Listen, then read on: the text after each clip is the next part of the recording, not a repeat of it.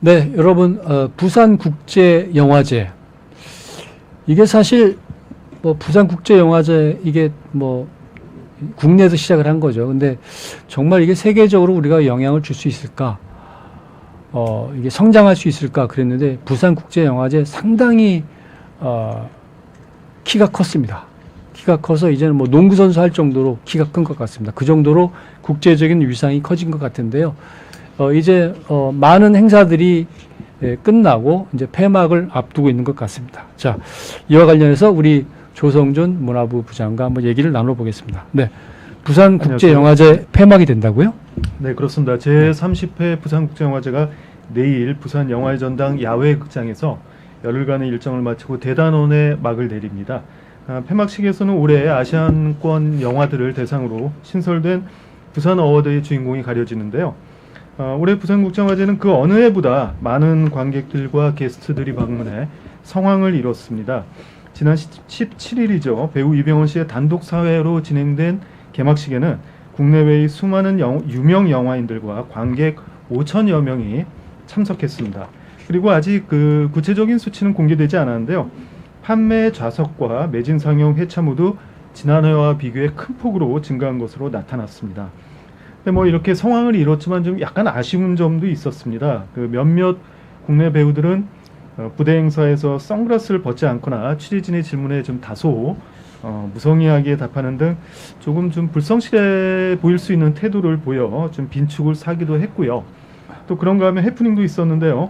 영화 흑사회 독전 등으로 잘 알려진 홍콩 범죄물의 장인입니다. 두기봉 감독은 태풍으로 홍콩 국제공항에 발이 묶이면서 부산에 오지 못해 이창동 감독과의 대담이 취소되는 그런 좀 안타까운 일이 벌어지기도 했습니다. 또 영화 팬들이 공개 채팅방에서 인기 상영작 티켓을 양도하겠다는 글을 보고 연락해 웃돈을 입금했는데 이 판매자가 갑자기 잠적해버리는 사기 사건이 벌어져 경찰이 수사에 나서는 그런 좀 일도 생겼습니다. 자, 이게 뭐 집안에 돈이 많이 생기면 돈을 가지고 이제 갈등이 생기기도 하는데 부산국제영화제가 크니까 또 요런 또 상황이 발생이 되는데 네. 이 몇몇 배우들이 이렇게 좀 불성실한 태도를 보인 거는 이게 왜 그런 거예요, 도대체? 뭐 배우들의 이제 공개적인 그 해명 사유는요. 이게 야외 특히 이제 그 해운대 백사장에서 하다 보니까 눈이 부셔가지고 선글라스를 낄 수밖에 없었다라고 네. 그렇게 뭐 해명은 했는데 예. 관객들의 입장에서는 좀 더 가까이에서 배우들의 좀 온전한 얼굴을 조금이라도 더 보는 게 아주 그 원하던 바였을 텐데 네. 그런 부분을 좀 충족시켜주지 못했다는 점에서는 다소 좀 아쉽기는 합니다. 네. 해외 배우들도 많이 참석하는데 선글라스는 대부분 다 벗을 때가 많거든요. 좀 그런 부분에서 좀 아쉬웠고요. 또 어떤 그 배우는 취재진이 당신의 출연작이 좀 어떻게 보여지기를 희망하느냐고 물으니까 그건 뭐 알아서 보는 거지 내가 뭐라고 할 말이 있겠느냐라는 식의 예. 좀 답변을 내놓아서 기자들 입장에서 좀 약간 좀 뭐라 그래야 되나요? 좀 민망해하는 네. 그런 좀 상황이 벌어지기도 했습니다. 이 보통 보면은 연예인 중에서 오래 가는 분들 있잖아요. 네네. 오랫동안 명성을 유지하는 분들은 정말 이 팬 서비스 내지는 자기의 어떤 그 되게 겸손하신 것 같아요. 네, 맞습니다. 그죠? 네. 예, 특히 이제 나이 드신 배우들 중에 이렇게 오랫동안 활동하신 분들 보면은 굉장히 제가 옆에서 봐도 놀라울 정도로 겸손하시고 네. 친절하시고 그리고 아무리 그 자식벌 되는 스텝이나 네. 말단 스텝이나 후배들한테도 정말로 예의를 잃지 않는 그런 모습을 많이 보여주신데요. 저도 이제 그런 모습을 옆에서 뵐 때면 저분들이 저렇게 오래가는 이유가 다 네. 있구나라는 네. 그런 생각이 들기도 하는데 네. 좀 말씀하신 대로 역시 그 인성이 또 네. 실력이기도 하다라는 네. 점을 잘 보여주는 대목이기도 한 것 같습니다. 자칫하면 저런 모습이 이상하게 비춰지면 그 스타성은 그냥 공든탑을 세우기는 참 시간이 걸리지만 한순간에 무너질 수 있기 때문에 우리 이와 관련돼서 조금 거론됐던 분들은 좀 길게 보고 좀 행동을 해 주셨으면 좋겠습니다. 물론 사정은 있을 수가 있겠으나 사실 그분들 다 우리나라 인적 자산 아니겠습니까? 아이고. 오래 가셔야죠, 명성이. 네, 예, 그런 점에서 조금 더 처신을 좀 이 대중 친화적으로 했으면 좋겠다 이렇게 좀 말씀드리고요. 자, 이번에 이제 유례 없이 추석 연휴가 상당히 깁니다. 그래서 뭐 많은 분들은 또 이제 해외 나가시는 분도 계시는데 이 고궁 이럴 때 이 가면 상당히 좋을 것 같아요. 자, 그런 뭐 나들이 고궁 나들이 뭐 어떤 곳이 있습니까? 네, 그 추석 연휴 기간에 서울의 주요 궁궐과 종묘, 조선 왕릉이 무료로 개방됩니다. 네. 국가유산청은 10월 3일부터 9일까지 경복궁, 창덕궁, 덕수궁, 창경궁 등 4대 궁과 종묘, 조선 왕릉을 무료로 개방한다고 지난 24일 발표했습니다. 그런데 이 창덕궁 후원은요, 기존처럼 돈을 내고 관람해야 하고요. 예약제로 운영되는 종묘는 이 기간 자유 관람이 가능하다고 합니다. 뭐 다채로운 이벤트도 많이 준비가 됐습니다. 연휴 첫날인 10월 3일에는 허민 국가유산청장이 프랑스 출신 방송인 파비앙 씨와 함께 1일 궁궐 관람 특별 도우미로 나서고요. 또 경복궁 수문장 교대 의식과 또 궁중과 도성 안팎을 순찰하던 조선시대 군대인 술라군의 행렬을 재현한 술라 의식 등은 연휴 기간에도 계속되고요. 또 온오프라인 부대 행사 역시 풍성합니다. 추석 연휴 말미에는 가을 궁중문화축전이 열리고요. 또 인기 한국사 강사죠. 최태성 씨가 참여하는 종묘 인문학 콘서트가 10월 8일 종묘 영년전에서 개최됩니다. 이 밖에도 창경궁에서는요, 중장년층을 대상으로 한 장원서가 10월 8일부터 10일까지 진행되고요. 나만의 조선시대 캐릭터를 만들 수 있는 모두의 풍속도 2025는 10월 26일까지 온라인에서 진행될 예정이라고 합니다. 네. 자, 우리 평소에 좀 가보지 못한 분들이 계시다 그러면 이런 데 한번 가봤으면 좋겠습니다. 저도 사실은 몇 달 전에 덕수궁을 간 적이 있어요. 가서 이 고종 황제가 이 외국 그 사절들을 이 접견하는 그런 것도 가보고 그러면서 이제 덕수궁에서 좀 느낀 바가 좀 있는데요. 어쨌든 이런 기회를 통해서 이렇게 고궁 나들이 하셨으면 참 좋겠습니다. 자, 이번에는 K-팝 관련 소식이 있다고요? 네, 그렇습니다. 그 스트레이키즈가 정규 4집 앨범으로 대중음악의 본고장 미국 시장에서 독보적인 성과를 이어가고 있습니다. 25일이죠. 음악 데이터 집계 매체 루미네이트에 따르면 지난 8월 22일 발매된 스트레이키즈의 4집 카르마는 1월 3일부터 9월 18일까지 집계 기준으로 해서 미국에서만 39만 2,899장의 판매량을 기록하며 올해 단일 앨범 누적 판매량 1위에 올랐다고 합니다. 네. 이로써 스트레이키즈는 K-팝 아티스트 최초로 올해 전체 앨범 판매량 100만 장을 돌파했고요. 오우. 또 2년 연속 미국 내 음반 판매량 100만 장을 넘기는 성과를 달성했습니다. 네. 이번 앨범은 발매 직후 빌보드 메인 앨범 차트인 빌보드 200 정상에 오르며 스트레이키즈에게 통상 7번째 1위 등극이란 기록을 선사했는데요. 특히 빌보드 200 70년 역사에서 데뷔 이후 7작품 연속으로 1위로 차트에 진입하기는 스트레이키즈가 최초라고 합니다. 이후 3주 연속 톱10을 유지했고요. 지난 25일 발표된 최신 빌보드 차트에서도 빌보드 212위, 월드 앨범 1위, 톱 앨범 세일즈 4위, 톱 커런트 앨범 세일즈 4위 등 주요 부분에서 상위권을 지켰습니다. 또 미국만 이렇게 인기가 있는가 하면 또 그건 아닙니다. 유럽에서도 아주 상당한 성과를 이어가고 있는데요. 이번 앨범 카르마는 프랑스 음반협회로부터 5만 장 이상 판매에 해당하는 골드 인증을 획득해 팀 통산 5번째 골드 인증 기록을 보유하게 됐습니다. 이 같은 인기에 힘입어 스트레이키즈는 다음 달 18, 19일 인천 아시아드 주경기장에서 단독 콘서트 도미네이트 셀러브레이트를 개최하는데요. 이번 공연은 데뷔 7년 만에 처음으로 이뤄진 국내 스타디움 공연입니다. 예매 개시 직후 전석 매진을 기록했고요. 19일 마지막 공연은 비욘드 라이브를 통해 전 세계로 온라인 생중계될 예정입니다. 네. 자, 영화 그 기생충, 그다음에 이 오징어 게임. 보통 이제 영화가 이 인기를 끌면 배우들도 인기를 끌지만 음악도 좀 인기를 끄는 경향들이 있잖아요. 그죠? 그렇습니다. 네. 그래서 이 그 기생충하고 오징어 게임의 OST를 작곡한 정재일 씨.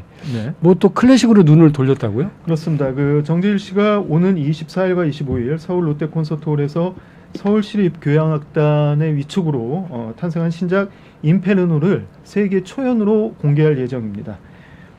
며칠 전이죠. 23일 서울 종로구 더 프리마 아트센터에서 열린 신작 발표 기자간담회에서 정재일 씨는 이렇게 심경을 털어놨습니다.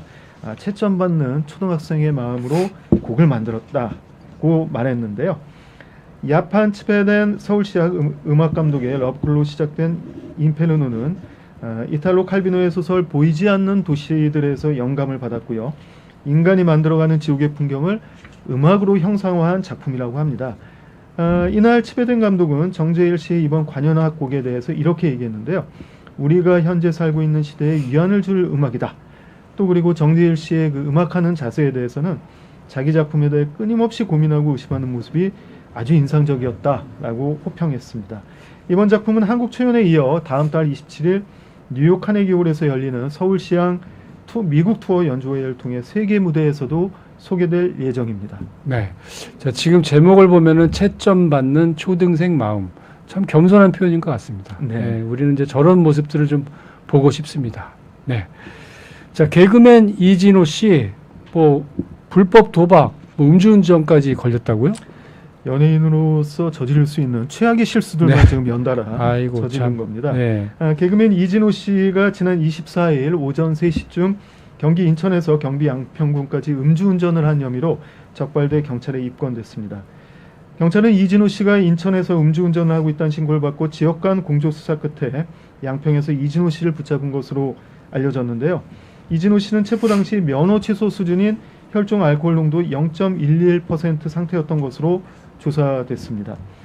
소속사인 SMCNC는 불미스러운 일로 공식 입장을 전달드리게 돼서 대단히 송구스럽고 죄송한 마음이라는 내용의 공식 사과문을 발표했는데요.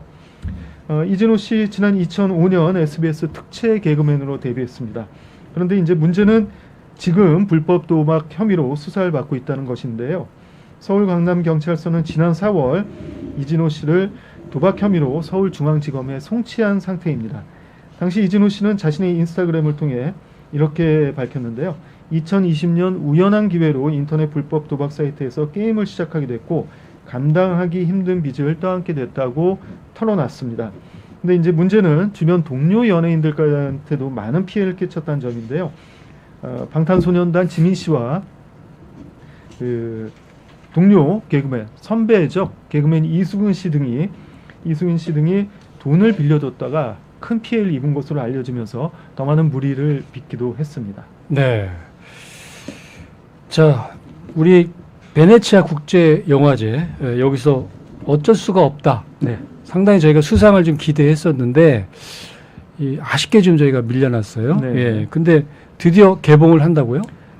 개봉을 이제 어제 했습니다. 예. 네, 그렇습니까? 예. 어제 했고요. 24일 날 개봉했는데 이 개봉 직전 사전 예매량만 이미 40만 장 가까이 기록해서 올해 공개된 한국 영화들 가운데 최고 기록을 세우기도 했습니다. 네. 그리고 개봉 당일인 어제는 하루 동안 33만 명을 불러 모아서 흥행 성공을 일찌감치 예고했습니다. 이제 며칠 전이죠. 지난 월요일날 언론시사회를 통해 다시 한번 공개가 됐는데요. 네. 저도 이제 보고 왔는데 영화를 보자마자 이제 든 생각이 코미디의 제왕 찰리 채플린이 남긴 명언이 떠올랐습니다. 네. 인생은 멀리서 보면 희극이고 가까이서 보면 비극이다란 말을 찰리 채플린이 남긴 적이 있는데 네. 바로 이 영화 어쩔 수가 없다를 가장 잘 설명해주는 문장일 듯 싶습니다. 전체적인 인상은 이랬습니다. 점층적으로 좀 반복되는 아이러니에 취해서 한참을 웃다 보니까 어느 순간 가슴 한 구석이 좀 서늘해지면서 좀 씁쓸하고 서글픈 기운에 좀 젖어들었는데요. 제 이제 개인적인 감상으로는 이 영화는 박찬욱 감독의 전작들과 비교하면 꽤 이질적입니다. 네. 실직 가장이 재취업 과정에서 겪는 안팎의 어려움으로 시작한다는 점, 그리고 전원주택과 바베큐로 상징되는 뭐라고 할까요? 한국 사회 중산층의 좀 다소 속물스러운 욕망이라고 할까요? 네, 네. 이런 점도 건드리고 있고요. 또 마지막에는 인공지능 시대의 도래로 설 자리를 잃은 노동자들의 그 잔인한 현실까지 얘기하고 있어서 현실과 아주 밀접하게 네. 맞닿은 소재들을 전면에 앞세우고 있다는 점을 좀 많이 느꼈습니다. 네. 이런 점은 좀 전작들과 비교하면 좀 확연하게 달라진 지점인데요. 네. 직전 작품인 헤어질 결심을 비롯해서 아가씨, 스토커, 박쥐라든지 또 친절한 금저씨 등이 사랑과 복수, 원죄, 구원 등에 대해서 좀 다소 추상적인 질문을 던졌던 것과 비교하면 아주 뚜렷하게 대비되는 네. 요소라고 볼 수 있겠습니다. 뭐 박찬욱 감독 특유의 그 실력은 뭐 여전합니다. 네, 네. 대부분의 등장인물은 뭐 등장인물 물론이고 극 중의 소품으로 사용되는 묘목과 화분한테도 각각의 서사 내지는 활용가치, 쓰임새를 부여합니다. 이야기와 감정을 켜켜이 쌓아 올라가기 위한 준비 단계라고 볼 수 있는데요. 네. 이 같은 그 일종의 레이어드 방식은 영화가 끝난 뒤에도 깊은 뒷맛과 강한 여운 등 해석의 여지를 제공하고 있습니다. 네. 또 그리고 전작들에 비해서 폭력적이라든지 좀 성적인 묘사의 정도가 낮다는 점도 관람을 용이하게 만드는 요소라고 볼 수 있겠습니다. 네. 그런데 이렇게 마냥 장점만 있는 건 아니고요. 네. 뭐 단점도 좀 있어 보입니다. 벌써 이 개봉 하루 만에 온라인 영화 평 공간에는 이 호호가 많이 좀 엇갈리고 있는데요. 호흡으로 가요. 네. 해외에서의 극장처럼 그 무난한 재미만 기대하고 극장을 찾으면 다소 실망할 가능성도 좀 있어 보입니다. 네. 개개인마다 받아들이는 정도는 좀 다를 텐데요. 이 씁쓸한 웃음을 앞세운 블랙 코미디라는 점을 좀 감안하더라도 쉽게 얘기하면은 무엇보다 이 빵 터지는 웃음이 좀 많지 않다는 게 조금 좀 아쉬워 보이기도 합니다. 또 그리고 극 전체를 완벽하게 장악하는 이병헌 씨의 원맨 쇼를 포함해서 손예진, 이성민, 박희순, 염혜란 씨 등 출연진 모두가 아주 호연을 펼치는데요. 근데 이제 문제는 이분들의 연기가 이 빚어내는 시너지 효과가 예상만큼 이렇게 강력하게 와닿지 않는다는 것도 좀 아쉬운 요소라고 볼 수 있겠습니다. 저는 아직 이제 보지는 못했습니다만은 네. 배우들의 연기, 뭐 스토리에 입각해서 하겠지만 너무 좀 인위적으로 하면은 그게 좀 드러날 수가 있잖아요. 아무리 자연스럽게 한다 하더라도 우리 전문 기자 입장에서 배우들의 연기력은 좀 어땠어요? 제가 방금 전에도 설명드린 것처럼 네. 배우들의 연기력은 각각을 따로 떼어놓고 보면은 대단히 훌륭합니다. 한 명 한 명 나무랄 데가 없는데 문제는 그 훌륭한 연기를 하나로 모아놨을 때 파괴력이 생각만큼 높지가 않다는 거죠. 물론 이거는 뭐 배우들의 잘못 내지는 배우들의 아쉬운 부족한 점이 또 있겠지만 이거는 결국은 이 감독의 연출력이 좌우한 것이라고 볼 수 있는데 박찬욱 감독이 뭐 연출을 잘못했다거나 부족했다라기보다는 이런 그 하고자 하는 얘기에 배우들의 연기를 이렇게 다양하게 효과적으로 녹여내진 데까지는 다소 이르지 못한 것이 아닌가라는 좀 생각이 드는 대목이기도 합니다. 그래서 제가 지금 궁금한 점이 그런 것 같습니다. 네. 이게 서사 구조가 네. 아까 이제 어떻게 화분 묘목에까지 네네네. 생명을 부여하는 네네네. 일종의 그 주체적인 권리로 네네. 의미 부여를 했는데 이것이 이제 정작 이 영화의 스토리 줄거리 전개에 있어서는 뭔가 지나치게 자기적인 것이 아니냐. 그래서 뭔가 좀 약간 동떨어진 네. 현실하고 좀 동떨어진 느낌을 주다 보니까 배우들의 이 연기와 이 전체적인 괴를 같이 하는 스토리가 약간 좀 엇박자가 일부 보이는 것 아니냐. 뭐 이렇게 볼 수도 있을 것 같은데 어떻게 보세요? 네, 뭐 영화를 보시면 더 잘 아시겠지만 네. 이런 지금 말씀하신 부분이 바로 박찬욱이라는 감독의 장점이자 단점이기도 합니다. 박찬욱 감독의 또 그렇고 뭐 봉준호 감독도 그러고 그 두 분의 공통점이자 특징 중에 하나가 화면을 완벽하게 장악을 합니다. 네. 그러니까 말씀하신 대로 아주 별거 아닌 것처럼 보이는 소품마저도 완벽하게 통제를 하고 그런 소품한테마저도 의미를 부여하기 때문에 아주 영화를 보고 나면 읽을 거리가 풍성해지죠. 그리고 해석할 거리도 굉장히 많아집니다. 네. 근데 이제 문제는 평범한 관객들 같은 경우에는 너무 여러 곳에 시선이 분산되다 보니까 정작 감독이 하고 싶은 얘기 그리고 받아들여야 될 얘기에는 집중을 하지 못하는 그런 좀 패단도 생깁니다. 네, 네, 네. 그러니까 바로 말씀하신 대로 이런 부분들이 이제 일반 관객들한테 어느 만큼 편안하게 다가가느냐가 흥행 폭발에 네. 이제 중요한 관건이 될 텐데요. 모르겠습니다. 아직까지는 속단하기는 좀 이르고요. 적어도 이번 주말이 지나고 나면은 박찬욱 감독의 이번 시도 내지는 이번 변신이 어떤 식으로 대중적인 호응을 불러일으킬지 조금 이렇게 가늠이 될 것 같습니다. 그래서 사실 보면은 그 영화제에서 수상한 작품들을 보면은 대중성이 있는 작품도 있겠지만 되게 독특한 시각, 새로운 차원의 그 영화 기법 내지 스토리가 있느냐. 근데 그게 이제 일시적으로는 그 대중의 어떤 그 대중이 바라는 그 편안함, 이제 그거하고 좀 안 맞을 수가 있어요. 방송이라는 게 그렇거든요. 그 신문 기사도 마찬가지인데 쉽게 써야 되고 내용도 좀 쉬워야 또 이제 쉬워야 또 이게 잘 이게 와닿을 수가 있는데 이렇게 또 이제 거장들의 이 작품을 보면 좀 어려워가지고 분명히 뭔가 전문가들이 보면 스토리가 있고 야 여기서 제시하는 게 메시지가 대단하구나라고 느낄 수 있는데 또 다른 많은 대중들은 너무 어렵다. 이게 뭐지? 라고 할 수 있다는 거죠. 그래서 어쨌든 대중성을 기반으로 한 뭐 영화 작품이든 뭐든 그런 어떤 분야의 어떤 숙제가 아닐까 싶은데 사실 제가 이런 질문들을 우리 조성준 문화 전문 기자한테 막 즉흥적으로 막 지금 막 물어보는 겁니다. 우리가 원고 없이도. 근데도 이렇게 자세하게 또 이렇게 얘기를 해주시는 거 보면 우리 오랫동안 또 쌓아온 우리 조성준 이 문화 전문 기자의 또 이 내공이 돋보이는 또 시간이 아니었나 싶습니다. 자, 오늘 그 조성준의 컬처 전해드렸고요. 저희는 또 다음 주 이 시간, 저희가 아직 시간 체크는 못했습니다만은, 이 추석 연휴가 있죠. 어쨌든 그와 이제 사이사이에 또 여러분들 뵙겠습니다만은 또 다음 시간에 여러분들 찾아뵙겠습니다. 자, 고맙습니다. 안녕하세요. 배우 겸 가수 백봉기입니다. 당신의 무대는 이제 유튜브입니다. 네. 아시아투데이 20주년 기념 트롯 미래스타 선발대회 대한생활체육회 파크골프협회와 함께합니다. 네, 9월 15일부터 접수를 시작하고요. 노래 한 곡으로 트롯스타에 도전할 수 있습니다. 네, 누구나 참여할 수 있고요. 5천만 원 상당의 상금과 상품이 여러분을 기다리고 있습니다. 네, 문의 접수는 032-677-8520 010-8140-4767입니다. 여러분의 많은 참여 부탁드립니다.